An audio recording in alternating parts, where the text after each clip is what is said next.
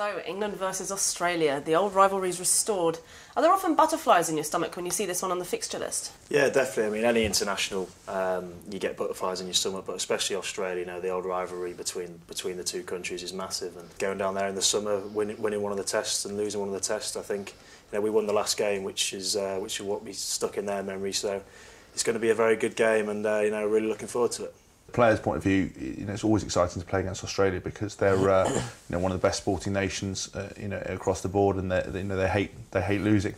And I think for us to go over there and for us to get a win was pretty special. And you know that when they come to our home, which is Twickenham in these Investec internationals, they're going to want to put one over on us and ruin it for us, and we know we're not going to allow that to happen. So it's going to be a massive encounter, you know, that will probably get pretty heated. You know, they're going to be hurting a little bit. I think in any sport, and if it's England v Australia, it's a massive occasion. There's always a lot of rivalry there, but we went over there in the summer and we nicked a game off them. They might have thought that they should have won, so I'm sure they'll come over here trying to beat us again.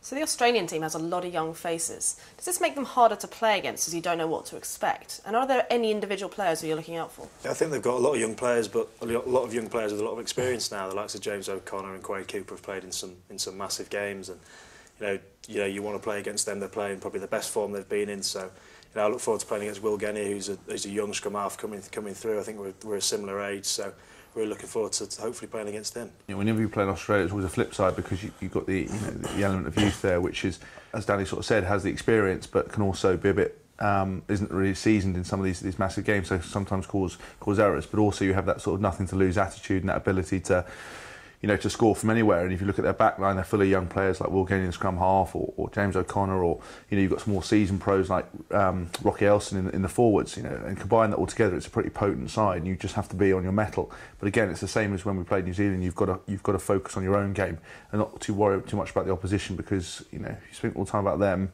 you forget what you're supposed to do, and it's not obviously not ideal. Personally, I met up with against Drew Mitchell in the summer twice, so I'd like to carry on with that and get opposite him again. I think he might think he got it over on me in the summer, so I think I owe him a few from that. So Australia has some new superstars. Can you tell me who they are and how you deal with playing against them? You know, Australia's action-packed full of superstars. You know, from the back line, you've got Will Genia, the number 9, and then you know, in the forwards, you've got guys like Rocky Elson who have been around for a while. I think you know, as a playing point of view, the best way you can deal with them is doing your analysis on them.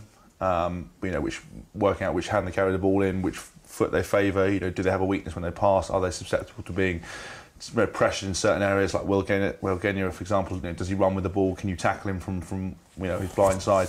And you do that, and then you focus on your own game. So you have all these things in the back of your mind, but you don't spend your whole time trying to target one individual player or target a group of players, because ultimately it's 15 players and you're surrounded by an extra 14 players yourself. So it's about getting your own game plan sorted with the mind to focus. When you have a one-on-one battle with them, you kind of know which way they're going to go and what they favour to do.